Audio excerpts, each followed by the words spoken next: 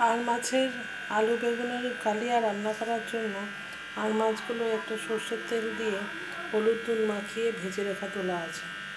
এবার কড়াইতে সর্ষের তেল দিয়ে আলু বেগুন ভাজা হচ্ছে।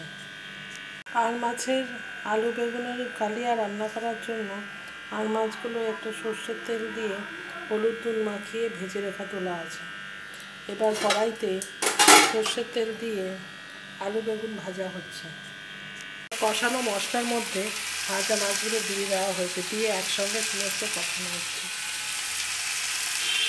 কষানো মশলার মধ্যে ভাজা মাছগুলো দিয়ে দেওয়া হয়েছে, দিয়ে একসঙ্গে সমস্ত কষানো হচ্ছে। পরিমাণ মতো জল দিয়ে দেওয়া হয়েছে মাছের ঝোলের জন্য এবং এটাকে ভালো মতো ফুটতে দিতে হবে। ফুটে গেলে তখন ঝোল কিছুটা কমে আসবে এবং স্বাদ মতো নুন দিয়ে তাকে নামিয়ে নিতে হবে। পরিমাণ মতো জল দিয়ে দেওয়া হয়েছে মাছের ঝোলের জন্য এবং এটাকে ভালো মতো ফুটতে দিতে হবে।